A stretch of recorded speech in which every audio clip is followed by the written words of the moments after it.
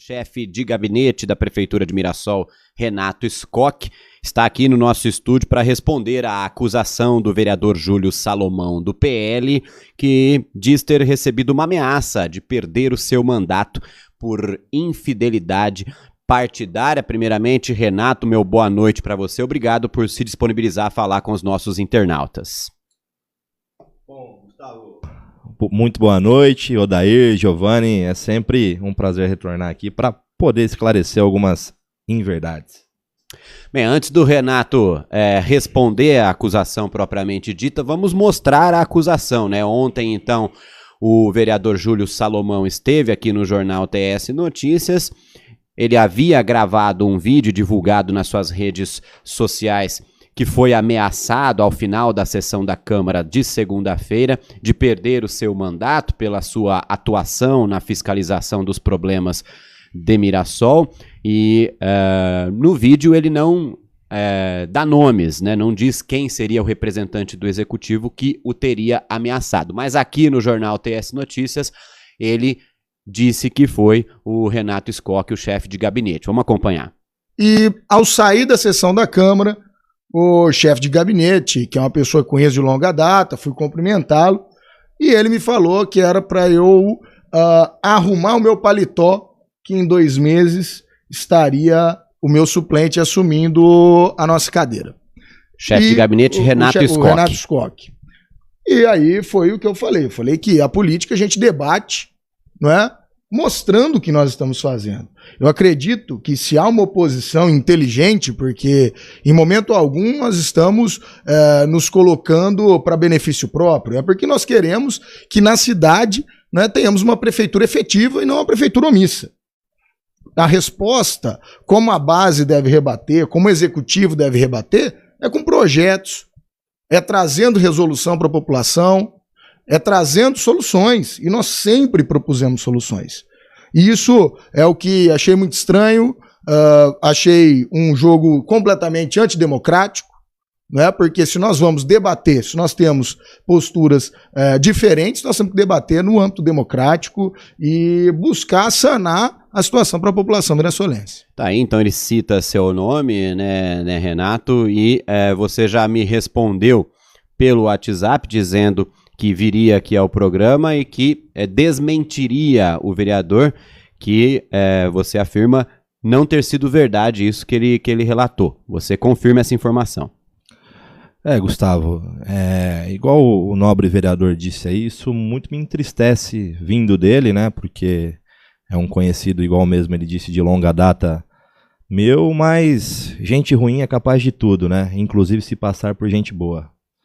Eu acho que mediante essa acusação que ele fez aí indevida, é importante esclarecer alguns fatos, porque as pessoas podem ficar confusas em relação de por que neste momento um vereador que era então da base do prefeito, né, apoiava a administração, ele está tão rebelde em relação a isso. E aí eu peço permissão para fazer um breve histórico, um retrospecto de tudo que foi a construção do grupo político que elegeu o vereador Júlio Salomão, que foi eleito pela base do prefeito, para dizer que, primeiramente, que eu não falo em nome da administração, por mais ter acusado o cargo de chefe de gabinete ter feito isso, eu estou falando em nome próprio, então o que eu disser aqui não reflete posicionamento muito menos do prefeito municipal ou da administração. Mas é preciso fazer esse retrospecto para entender que o vereador Júlio ele foi eleito pelo Partido Liberal, pelo PL, partido composto da base, da coligação do prefeito. E quando ele diz, eu ouvi ele dizendo em algum momento, que ele foi eleito com os votos dele, isso daí precisa ficar claro que é uma mentira. Os votos dele precisam ser respeitados, mas ele não foi eleito só pelos votos dele. Ele tem que ter a decência de assumir e reconhecer que para ele ser eleito vereador, ele precisou de todos os vereadores do partido do PL. Porque o quociente eleitoral para se eleger um vereador não é os 800 votos, salvo engano, que ele teve. É mais de 2.000 votos. Então, assim, ele precisou de todos aqueles companheiros de chapa dele para ele se eleger. Então, assim, é o primeiro ponto que tem que ser pontuado. Ele não tem um mandato e aí isolado. Ele tem que reconhecer esse prestígio dessas pessoas que ajudaram ele, entre eles a base do prefeito, propriamente o prefeito. Porque eu vi ele falar que fez uma campanha autônoma e tudo mais, mas se não fosse o pessoal do partido dele, ele não estaria eleito hoje, né? Igual o Nando Nogueira, também é do PL e tudo mais. Então, é preciso dizer que ele foi eleito, apoiou muito o governo do Dr. Edson no início, tudo mais, e a partir, e aí talvez esteja, talvez não, com propriedade, porque ficou muito claro, depois que o prefeito Dr. Edson declarou o apoio ao governador Tarcísio no segundo turno, que o prefeito fez aquela fala de que ele não vota em ladrão, o vereador se doeu com aquela fala. Eu não sei se ele defende ladrão, se ele gosta de coisa errada, né? Mas a partir daquele momento que o prefeito declarou o apoio no segundo turno para o Tarcísio e fez isso que não queria ladrão perto, que não gosta de coisa errada, o vereador Júlio se doeu. E assim, eu não tenho ladrão, só ladrão de estimação. Contextualizar aí, né, Renato, você está falando, o Dr. Edson, além de decretar o seu apoio, a revelar o seu apoio para o Tarcísio, também revelou no segundo turno para o Bolsonaro. E quando ele se refere a não voto em ladrão, ele estava falando do candidato hoje atual presidente, o Lula, né? Eu acredito que ele estava falando assim, que ele não queria ladrão por perto, né? Isso daí foi um posicionamento do prefeito e a partir desse momento foi nítido, porque o próprio vereador falou para mim que ele se doeu com essa questão aí e tudo mais. Depois disso daí, teve também uma tentativa do vereador Júlio, acredito eu que também possa ter sido isso que ocorreu também, mais um ruído, de se viabilizar para a presidência da Câmara, que não ocorreu também. Ele não obteve o apoio necessário, né? E o vereador Júlio sempre foi da base, uma pessoa bem lúcida. A gente sofreu alguns problemas por causa do Júlio, né? O Júlio teve uma infelicidade gigante de fazer o maior atentado contra a religião católica de Mirassol, que já presenciou, não sei se vocês lembram disso. O vereador publicou em suas redes sociais várias imagens de Cristo com frases inapropriadas, né? Meio que satirizando Jesus Cristo, né? Ele, como é de longa data conhecido, ele tem essa postura mais anticristo, mais ateu, né? Então isso foi algo que pra gente, que somos cristãos, né? Temos a vereadora Cida da base, que é cristã, o vereador Pastor Márcio, Pinato. Isso gerou até um desconforto pra gente, do Júlio, mas a gente nunca deixou de desampará-lo por causa disso, né? Nunca teve coação em nenhum momento, até nesses momentos difíceis, né? Esse foi um momento muito difícil que ele passou, que inclusive por um ato impensado dele, acredito que ele tenha se arrependido disso, né? Ele trouxe prejuízos até questões familiares, né? A mãe dele ficou muito abalada porque tem uma escola. Meu irmão estuda na escola da tia Celina, que é uma família muito boa. Eu sei que deu uma brilhante educação para o vereador Júlio. Mas assim, por que eu estou dizendo isso? Porque em todos os momentos difíceis do vereador Júlio, nós estivemos ao lado dele. Nós apoiamos. Inclusive, nessa situação que ele divulgou imagens de Jesus Cristo atacando a religião católica, quem ajudou a redigir a nota de retratação da escola fui eu. Aquela nota que a escola encaminhou, né, para os pais que queriam tirar os alunos. Eu vivi isso dentro da minha casa, né? Meu irmão estuda lá.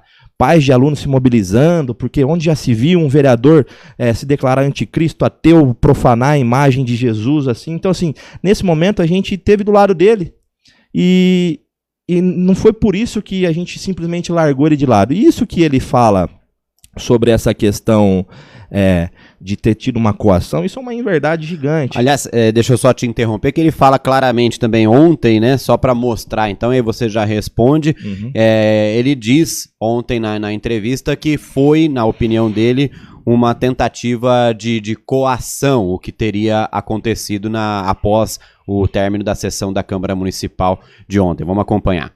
Eu acredito que, na verdade, foi uma coação, foi uma tentativa de coagir o vereador, porque eles sabem que comigo não tem outro tipo de diálogo, não é?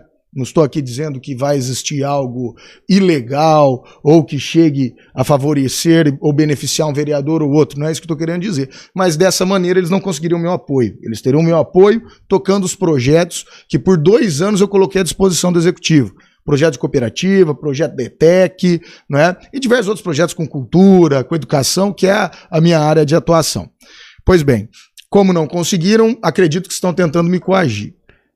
Vocês estão tentando coagir o vereador? Isso daí é uma outra conduta que me causa espécie, né, que me causa estranheza do vereador Júlio, porque a partir do momento que ele imputa um possível crime a alguém, ele precisa provar. E até, já sou advogado, estou estudando as medidas judiciais necessárias, porque ele não pode simplesmente imputar uma coação que não existiu.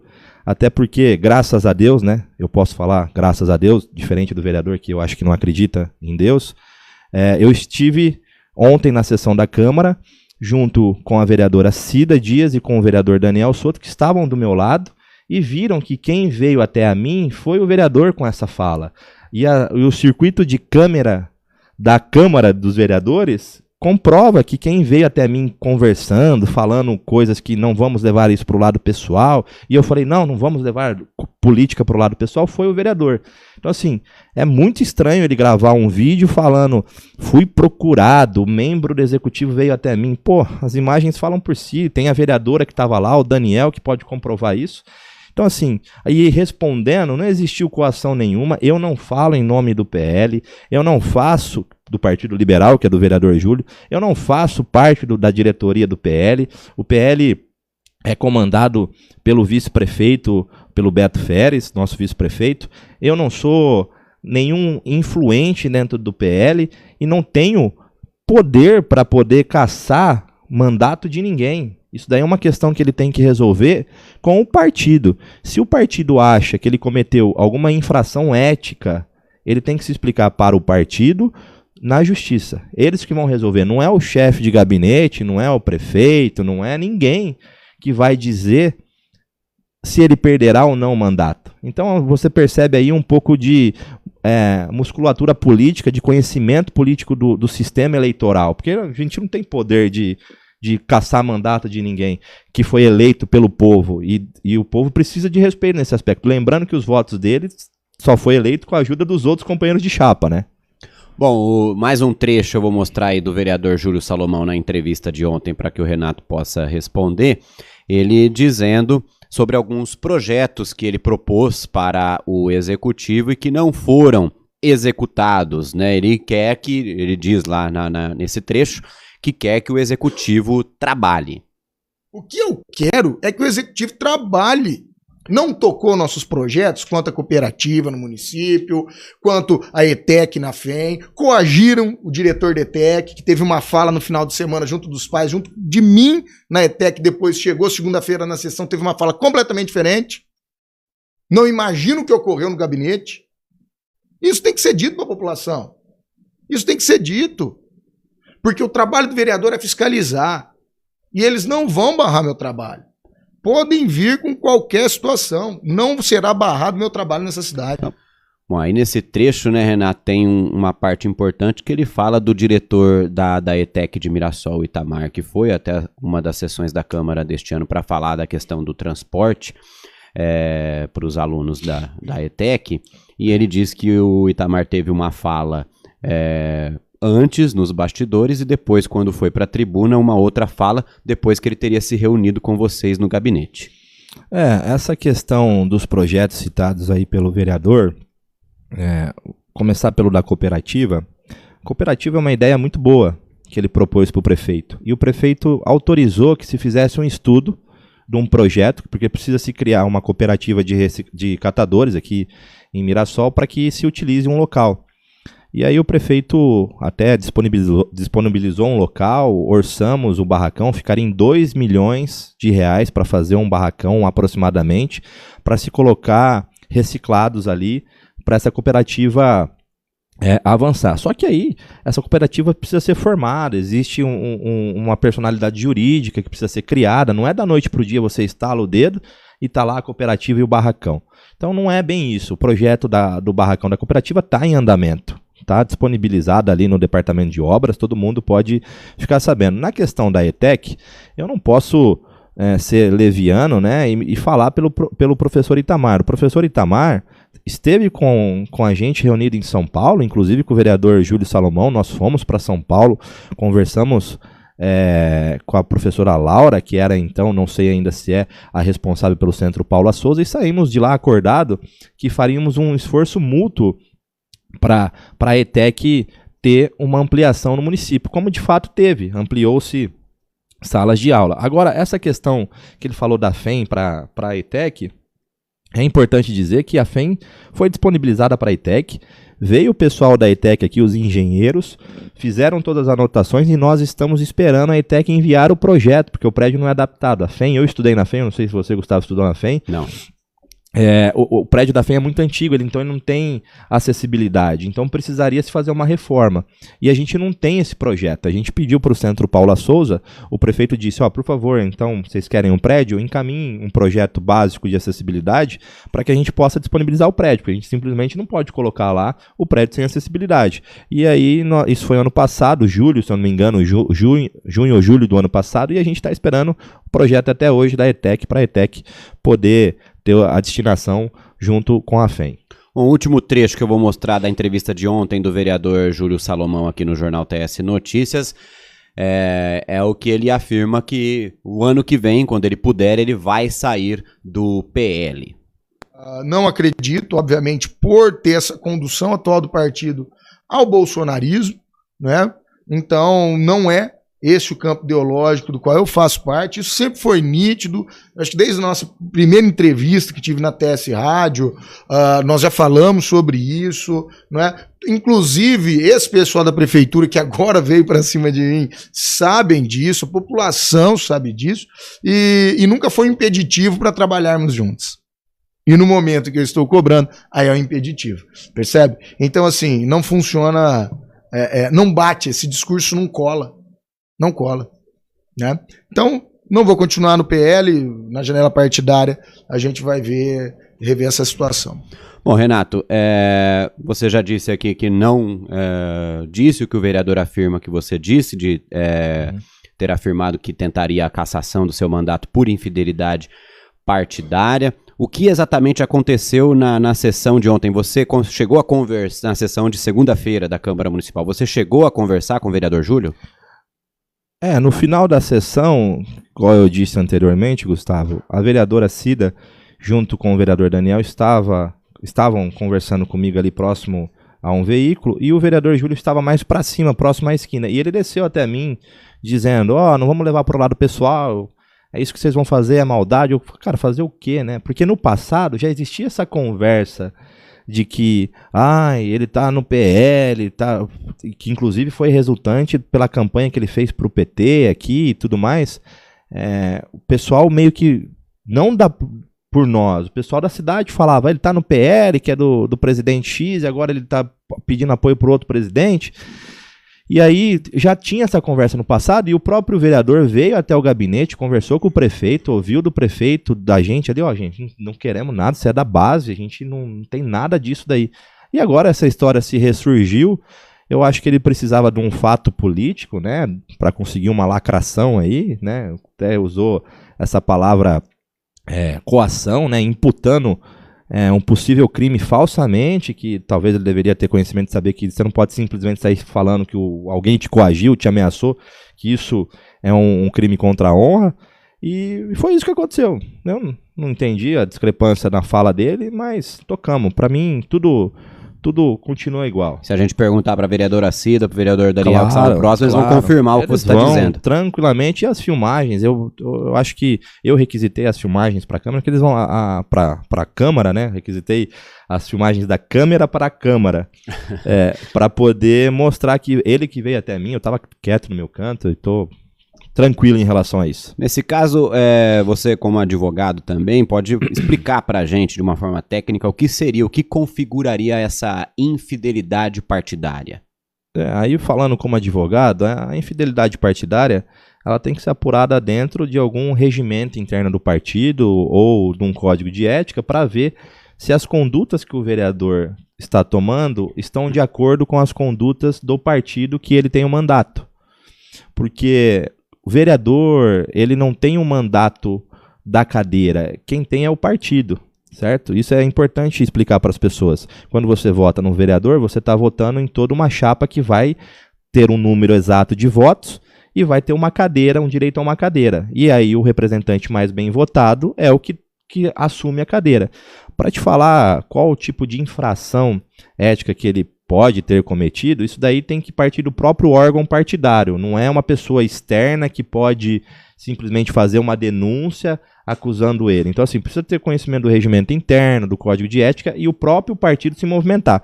Isso daí comprova, mais uma vez, a mentira propagada, porque, assim, eu não sou nem do partido, então eu não tenho autonomia para fazer uma denúncia dizendo que ele cometeu alguma coisa. Quem tem que resolver isso é ele e o partido. E eu não tenho nada a ver com o partido. Deixa eu continuar a entrevistar o chefe de gabinete da Prefeitura de Mirassol, Renato Scocchi. Ele está aqui porque ontem foi citado pelo vereador Júlio Salomão, que o acusou de tê-lo coagido depois da sessão da Câmara Municipal de segunda-feira. Júlio afirma que o Renato teria ameaçado cassar o seu mandato por infidelidade partidária. Agora, Renato, eu vou levantar uma questão aqui. Você citou por algumas vezes no nosso primeiro bloco de entrevista o fato do vereador ser ateu, citou até o caso da postagem que ele fez no ano passado. Qual a relevância dessa questão nesse caso? Não, isso daí eu fiz uma retrospectiva desse caso para dizer que o seguinte, nós nunca tivemos nada contra o Júlio, né? Muito pelo contrário, essa situação aí não é nada apelativa, é simplesmente para demonstrar que quando ele passou pela pior fase, nós estivemos do lado dele. Eu ajudei ele a redigir nota de desculpas, entendeu? Então não faz sentido ele simplesmente falar que a gente está coagindo ele, quando tinha gente querendo pegar ele na rua, igual ele dizia, por ter brincado com a imagem de Jesus Cristo, né, nas redes sociais, publicou, nós fomos os primeiros, eu e um outro colega bem próximo do Júlio, né, posso até falar o nome dele, o Dr. Guilherme Camargo, nós ligamos para ele e falamos assim, Júlio, o que você está fazendo com a religião católica é um atentado, tira isso. Aí no outro dia deu toda aquela repercussão gigantesca, que foram, se eu não me engano, foram 7 ou 8 imagens de Jesus Cristo com frases equivocadas, e deu toda aquela repercussão, ele ficou com medo, ele me ligou, o que eu faço? Então assim, pô, a gente tinha uma relação harmoniosa, agora falar que a gente está coagindo, quando ele passou pelo pior momento da vida dele, que atingiu até a família, as mães dos coleguinhas do meu irmão falando, vamos tirar da escola e tal, eu levantei a bandeira dentro da minha casa e falei, não, o Júlio tem uma família excelente, eu conheço a tia Celina, o irmão dele, o Gabriel, eu sei que ele teve uma educação fantástica, ele deve ter se equivocado, então não faz sentido. Agora ele me acusar de uma coisa, eu não sei se ele queria um fato político, se ele queria o holofote que ele está tendo, se ele queria lacrar em cima da administração, mas não faz sentido isso. Então, porque no pior momento da vida dele, por isso que eu citei, nós estivemos do lado. Se a gente fosse perseguidor, que nem ele colocou, a gente utilizaria esse momento para falar, não, sai fora daqui. Mas a gente esteve lá, a gente ajudou, a gente foi um ombro amigo para ele. Bom, o vereador Júlio Salomão foi autor de uma denúncia no Ministério Público sobre a desconstrução da Santa Casa de Mirassol.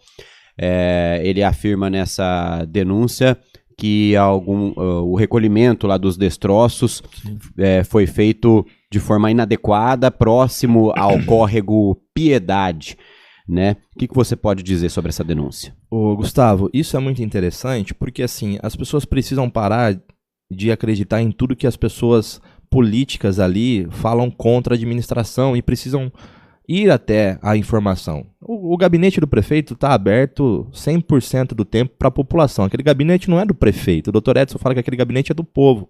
Então, se você quer conversar alguma coisa, alguma dúvida, você pode ir até a prefeitura. Em nenhum momento, e aí eu falo com muita propriedade, teve uma interdição da Santa Casa. Eu vi os vereadores falando, nós denunciamos, interditou. Mentira! Não tem nada em interdição. O que existe é um auto de advertência. E nesse auto de advertência fala, vocês precisam fazer a retirada dos entulhos e preservar a área para que ninguém se machuque. Inclusive, a gente vai estar recebendo o nosso assessor do meio ambiente está tentando marcar com o pessoal da CETESB, nós vamos receber numa reunião ali. Então, assim, não tem nada ali na Santa Casa que desabone, que foi impedido, que foi proibido de tirar. Aquela Santa Casa, ela ficou por muitos anos comprometida. Existe um laudo da Defesa Civil dizendo, isso aqui vai cair por causa das últimas chuvas. Então, assim, por uma questão de segurança, foi desconstruída a Santa Casa, né? Foi demolida. Agora, a questão do depósito do entulho, isso é o que a gente chama de transbordo.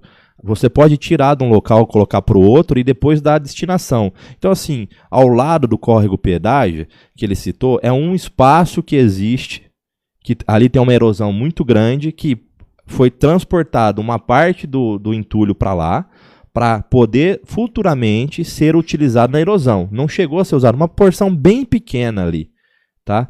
E assim, não tem nenhuma autuação da CETESB até o momento, tá? Porque amanhã pode surgir alguma autuação e vai falar assim, aqui e tal, mas no momento existe um auto de infração. E pelo diálogo com a CETESB, eles só querem que a gente dê a correta destinação com o licenciamento da área. E isso a gente já está providenciando. Você precisa licenciar uma área para colocar o entulho. E é só isso, não tem nada demais.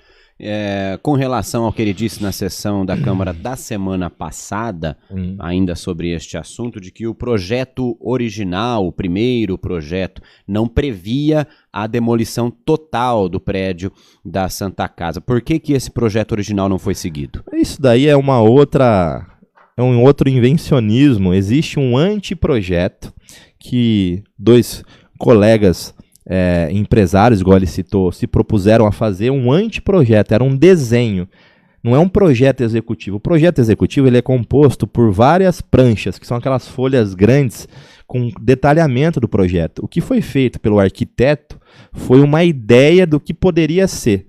Era um projeto que foi orçado um valor muito grande, e a gente não teria condição de fazer. Então esse projeto ele não foi deixado de usar, ele está sendo utilizado ainda hoje para a construção do módulo 1. Então ele é um anteprojeto, e lembrando que ele é só um projeto arquitetônico. Ele não é o projeto elétrico, ele não é o projeto hidráulico, ele não é o projeto executivo como um todo. Então é isso que precisa ficar claro, não existe um projeto pronto que reaproveitava as coisas e a gente não cumpriu o projeto. Mentira! Bom, deixa eu dar uma olhadinha nas mensagens que estão chegando aqui no WhatsApp. A Silene nos mandou sobre o transporte, né? Ela cita aqui, Renato, que em muitas cidades no entorno, aqui na nossa região, o transporte é gratuito para os estudantes da ETEC. E a Selmir tem um convênio de até 80% de gratuidade no transporte com a prefeitura, mas só repassa 50% para os alunos da ETEC. Por quê? A Silene é uma munícipe muito ativa, né? Ela tem indagações bem pontuais e, como qualquer munícipe, tem direito de questionar o prefeito, os seus assessores, os seus diretores.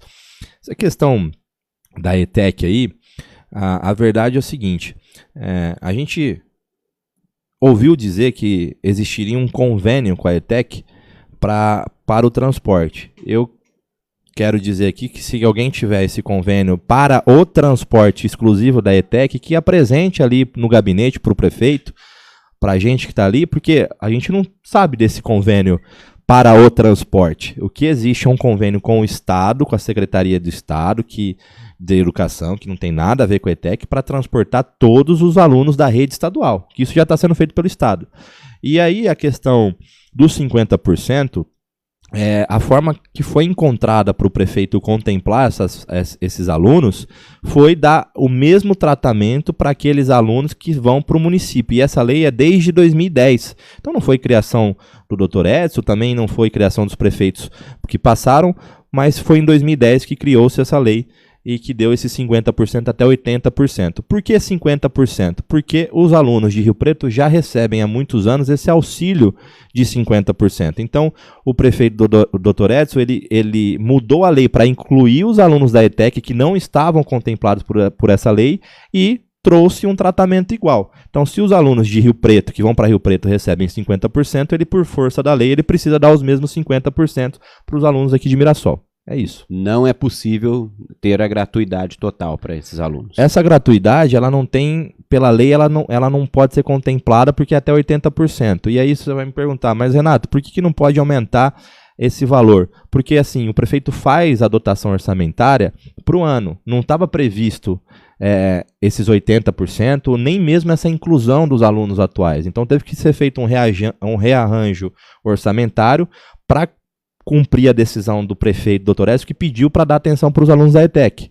Então, assim, a viabilidade do 100% não consta no orçamento de 2023. Por isso que a gente não pode caminhar nesse sentido, porque a lei não permite. É por isso. E aquela confusão que deu no primeiro dia de aula dos alunos da ETEC, a aula presencial, né, que as aulas começaram online e depois se tornaram presenciais novamente, o que acarretou, que não estava previsto, os ônibus, que eles relataram ali alguns transtornos que passaram, uma van teve que fazer várias viagens e depois o projeto foi colocado no mesmo dia em votação urgente na Câmara. Na verdade, assim, o professor Itamar, quando a gente fez as primeiras reuniões, ele falou assim, deixa que no início eu vou tentar me virar aqui com o transporte para ver o que a gente faz, porque não estava previsto. Aí quando começou a volta às aulas, foi todo mundo meio que pego de surpresa, assim, de tipo, vamos ter que resolver agora. Então não deu tempo, e infelizmente o primeiro dia foi aquele tumulto.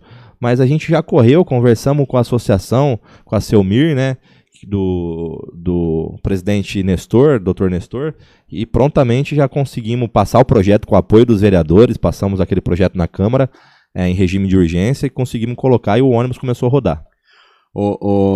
E agora está atendendo, então. Está atendendo. Os alunos estão sendo atendidos. Está aqui no YouTube Diogo Pessoa, na Beatriz Rodrigues, Gili Gabriela Ferreira Silva, André Guto perguntando sobre a questão do descarte dos entulhos, já foi respondido, né, André?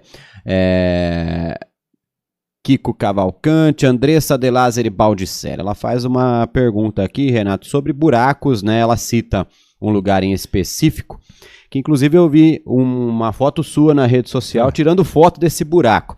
Rua Eduardo, registrando ali, né? Rua Eduardo Angelino, ali em frente o Colégio Copem, eu falo algumas vezes aqui no programa. O que funciona ali da prefeitura, ali nas proximidades? Não funciona mais, era o Departamento de Agricultura. Não tem mais nada lá da prefeitura, então, né? A entrada para a estrada do João do Abacaxi, que vai para o restaurante do João do Abacaxi, né? Lá tá com muito buraco, já faz um tempo.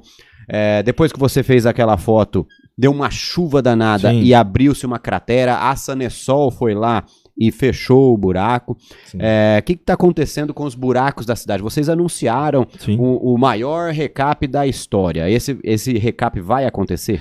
Então, Gustavo, você vê que é muito interessante. A gente até debateu agora há pouco isso na Câmara, que os vereadores convocaram o Antônio Carlos Dorme, que é o diretor de obras.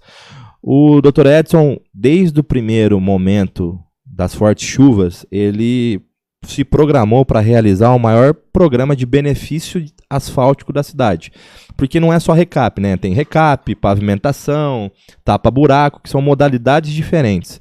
E ali na Copem, até a professora Regilene, mandei as fotos para ela, assim, muita chuva. A gente começou, em parceria com a Sanesol, a sanar o problema, choveu, abriu de novo. Então, assim, o programa, ele tá pronto, o tapa-buraco tá acontecendo, só que a gente tem uma grande dificuldade. Já choveu no acumulado desse ano mais de 1.000 milímetros de chuva. E você não consegue fazer o tapa-buraco. O prefeito, ele não pode determinar uma ordem de serviço debaixo de chuva com massa asfáltica quente, que se perde serviço. Aí é desperdício de dinheiro público. E aí eu falo dos recaps propriamente dito.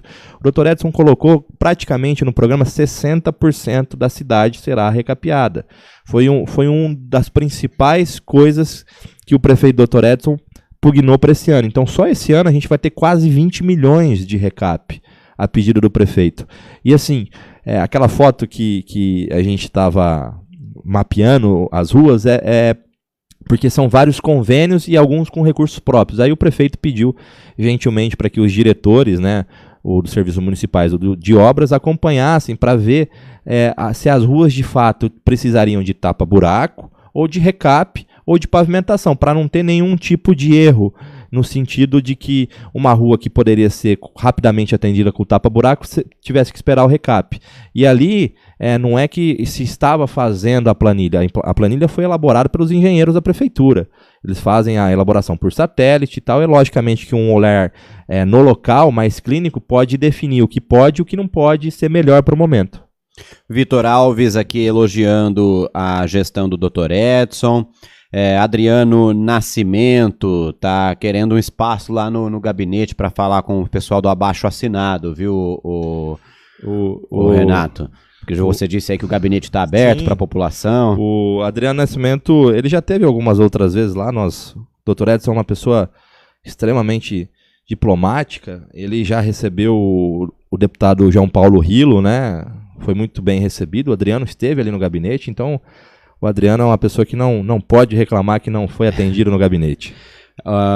E ele fala aqui também sobre orçamento suplementar para garantir a gratuidade do transporte dos estudantes. Esse orçamento suplementar ele pode ser feito com a aprovação de um projeto especial de dotação orçamentária, mas a gente precisa achar um local para tirar esse dinheiro.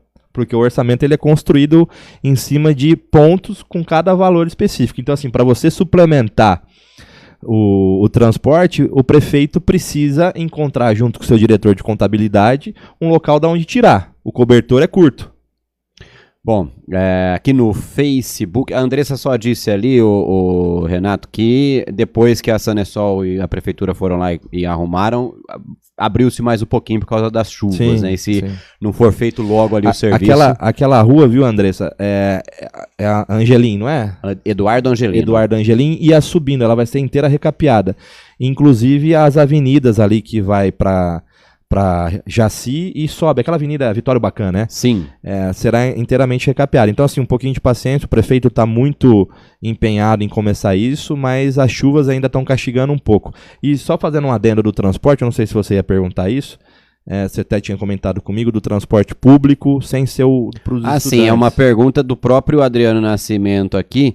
Inclusive, o Adriano Nascimento, para quem não sabe, é presidente do PSOL, de Mirassol, e eles publicaram hoje nas redes sociais uma foto com o transporte público lotado, com munícipes de Mirassol, e na legenda dizendo que no ônibus cabem, se não me engano, 32 pessoas, e no ônibus teria mais de 60 pessoas naquele ônibus, Renato. O transporte coletivo aqui de Mirassol é um pouco precário, né? Bastante precário, mas é o que a gente tem como prestar o serviço. Mas o prefeito Dr. Edson, desde o início, nós tivemos a visão de ampliar essas linhas, né? Recebemos o pessoal do bairro Mais Parque, do IP ali, o prefeito atendeu eles, reivindicando uma nova linha de trânsito.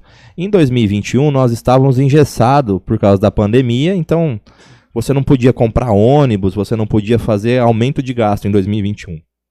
Em 2022, foi o ano do planejamento com o dinheiro. Você tem que fazer um planejamento pós-pandemia, ainda tinha um resquício de pandemia, e o Dr. Edson, já em 2023, programou a ampliação dessas linhas do transporte municipal urbano. Então, o Coronel Zanini, que é o diretor do trânsito, já fez o mapeamento da ampliação dessas linhas. Compramos 2 ônibus, o prefeito já inicialmente comprou 2 novos ônibus, estamos aguardando chegar. Mandamos para a Câmara um projeto do prefeito pedindo autorização para abrir verba para comprar mais 2 ônibus, a Câmara autorizou. Então, no total, o Dr. Edson já comprou 4 novos ônibus, né? Está em processo de compra, 2 esperando chegar e 2 finalizando a licitação, para ampliar essa rota. Então, ficaríamos com 8, né? E aí, a ordem do prefeito é expresso: comprem os ônibus que faltarem, que precisarem. Então, assim, a ampliação vai existir. Logicamente que tem toda a burocracia do trâmite da licitação, é uma demora, mas os dias desse sufoco dentro dos ônibus estão contados. Mas tá acontecendo isso? Os ônibus estão trafegando fora da sua capacidade? Essa questão dos ônibus trafegando fora da capacidade é uma coisa que tem que ser apurada pelo diretor de trânsito, né? Isso daí eu não tenho acesso às imagens que o Adriano mandou, mas ele pode procurar o Coronel Zanini e expor essa situação aí para saber se isso daí está acontecendo, porque esse é um tipo de controle que tem que ter ali no embarque do ônibus. Ele relata também que alguns trabalhadores, o horário parece estar meio limitado, né? São poucos ônibus e alguns trabalhadores que acabam saindo do serviço às 18 horas não conseguem pegar os ônibus nos pontos que passam até às 18h10. Isso, essa questão dos horários é interessante porque é o seguinte, uma coisa que era impeditivo também de se aumentar as linhas de ônibus era que não existiam motoristas suficientes. E o prefeito, o Dr. Edson, ele mandou para a Câmara e teve o apoio da grande parte dos vereadores a terceirização de alguns serviços, entre eles os motoristas, e esses motoristas estão todos contratados. Então, com mais motoristas terceirizados e mais ônibus rodando pela cidade, terá um aumento do número de linhas e a extensão dos horários. Daniele Cruz, mandando um abraço aqui. Matheus Adimi Watanabe, ele acompanha lá do Japão, viu, Renato? Muito legal. De Mirassol. Na minha humilde opinião, eu acho que todos os vereadores deveriam trabalhar pela população, coisa que somente um ou outro faz. Eu digo isso que não é de hoje, infelizmente. Valdecir Geroto está participando aqui com a gente. Reinaldo Botão, Ana Paula Murad, a Rosângela Quental, André Gustavo. Eu acho que depois de eleitos, a ideologia deveria ser largada de lado e o trabalho ser voltado para a população. Se o projeto é bom para a população, não importa se é direita, esquerda, cristão ou ateu, o autor do projeto ou a lei. Mona Lisa Isadora está aqui participando também com a gente. Deixa eu ver aqui. Rosângela Quental, muitos nem sabem o que é partido, o que o Renato estava comentando sobre os vereadores no Legislativo, a cadeira é do partido, né? Mas aqui em Mirassol ainda se tem essa cultura, né? E em muitas cidades, de que vai na cara do cidadão ali, olha, e vai votar no cidadão, e não entendem essa questão de que é o coeficiente, que a pessoa está votando, na verdade, no partido. Danilo Pradella também está participando com a gente. Deixa eu ver aqui. Lucimara Velho está aqui. Lucimara Velho participando. Também reclamando aqui de um post antigo seu, doutor. Falou que o alargamento das vias no trevo da entrada da cidade iria melhorar o trânsito no local e somente quem passa por lá diariamente sabe que isso não está acontecendo. Houve aquele alargamento e sim, muito carro também, né? Não, é muito carro e o Dr. Edson, ele pediu para aqui uns engenheiros, muita gente fala, né, por que não põe semáforo na entrada, né? E ali da Construsol e tal. E aí o Dr. Edson pediu para que uns engenheiros de tráfego fizessem o estudo e chegou-se à conclusão que se colocasse o semáforo ali, o tempo de abrir e fechar ia travar muito mais. Então, uma das soluções ali seria a ampliação de um novo pontilhão. E aí você depende da concessionária e tudo mais para autorizar. Uma medida paliativa que se encontrou foi a redução dos canteiros, que melhorou um pouco, que você consegue passar ali em 3 veículos, e o afastamento de alguns postes para que aquelas pessoas que chegam para virar para a entrada do Regisol, do Regisol, elas não tenham que ir até na frente e virem, que causando engarrafamento ali. Então, assim, já está em processo licitatório para que se contrate uma empresa para recuar ali aqueles 3 postes e a gente abra uma via à direita para a pessoa que tem que descer para o Regisol não tenha que ir até na frente, brecar ali, frear no pare e depois poder descer. Então, isso também vai colaborar com a fluidez do trânsito. Deixa eu ver aqui a Simone Cunha perguntando de transporte ainda, sobre os alunos da faculdade de Monte Aprazível. Renato, eles estão sem ônibus? A faculdade de Monte tem uma questão que eu acho que tem que... A associação disponibilizava um ônibus ou micro-ônibus. Eu não sei se eu te responder isso, eu vou estar sendo leviano. Eu preciso ter uma ideia junto com o presidente Nestor. Eu acho que até o prefeito não está sabendo dessa situação, mas quem pode, com propriedade, responder isso é o presidente da associação, que tem uma lei que permite que seja transportado para Monte, que é a mesma lei de Mirassol e Rio Preto. Então a gente não tem esses dados de Monte Aprazível. Joel Silva está por aqui. Danilo Pradella fala do recap da Vila Moreira, que começou e não terminou, é por causa da chuva, né? O recap da Vila da Vila Moreira, o Danilo, ele tem ruas, né? Inclusive, o prefeito recebeu hoje o mapa lá no gabinete de todas as ruas que serão recapeadas, asfaltadas, tapa-buraco, e a Vila Moreira tem algumas ruas a serem terminadas, né? Como a Marginal da Belma, a Marginal da Facchini, esse lado ali do São Bernardo, tem tudo isso no programa de recap. A Flávia Garcia está perguntando aqui, Renato, sobre a documentação que a prefeitura precisava enviar para a ETEC, e ela disse que foi enviado com erros em 5 vezes. Teve isso? Eu não me recordo se foram 5 vezes, mas eu falei isso na tribuna da Câmara. Ninguém tem compromisso com o erro, o prefeito muito menos, é uma pessoa muito justa, muito conhecedor dos trâmites legais, e o que houve, na verdade, foi envio da documentação uma vez, com a rua divergente do logradouro do convênio, porque ali a escola está entre o Regisol e entre o Tarraf, aí se colocou o endereço do Tarraf, mas na verdade no convênio precisava constar o endereço do Regisol. Então, até hoje é uma discussão que tem sobre isso lá da rua, e foi uma das coisas que eu me recordo que o convênio retornou para que fosse corrigida. Joel Silva, uma pergunta polêmica. Gustavo, o que aconteceu com seu tricolor? Ai. Ô Joel, não cita isso não, cara. Ó, eu vou te falar um negócio. Se não fosse a dona Edna ter passado a mão no São Bernardo, seriam 4 times do interior disputando a semifinal do Paulistão, hein? Que coisa, hein? Meteram a mão no São Bernardo e o Palmeiras conseguiu passar. Uma pergunta do WhatsApp, Renato.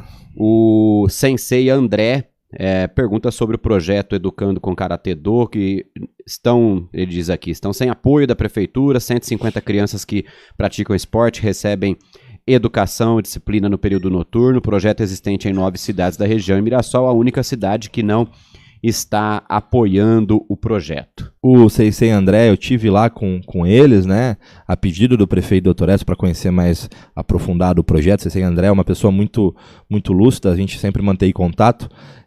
O problema do Karatê Do, ele foi um problema jurídico, porque a prefeitura, para alguns tipos de parceria, ela depende do parecer jurídico dos procuradores do município. E aí, esse projeto, esse plano de trabalho, ele foi submetido aos procuradores, porque eu, enquanto advogado e jurídico ali do gabinete do prefeito, eu só dou algumas opiniões quando o prefeito me consulta, mas eu não tenho autonomia para, como jurídico, liberar alguma coisa. Aí o prefeito obrigatoriamente precisa mandar para os procuradores de carreira, que nós temos 11 no município. E quando foi se analisar esse plano de trabalho, o jurídico entendeu que já existiam algumas oficinas de karatê no município, que é o caso do Ação Conectada. O Ação Conectada é um projeto que foi idealizado pelo prefeito Dr. Edson, implantado na gestão do Dr. Edson, e atende mais de 1.000 crianças lá no prédio do Tarraf, que é o prédio lá que a gente acabou de comentar, que estava abandonado há muitos anos, e hoje lá os alunos são atendidos, mais de 1.000 alunos, com merenda, com aula de economia, aula de informática e o karatê.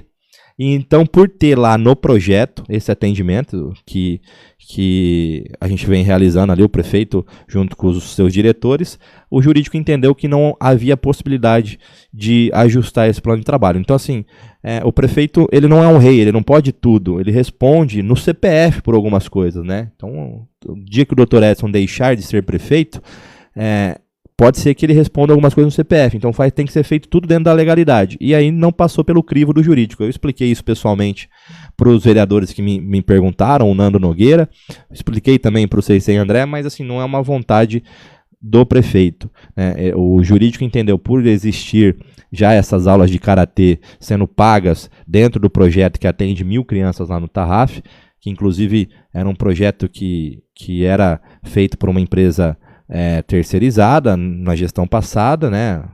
E esse ano a gente está fazendo com os próprios departamentos e gastando apenas 300 e poucos mil reais por ano. Antigamente era 2 milhões que se gastava.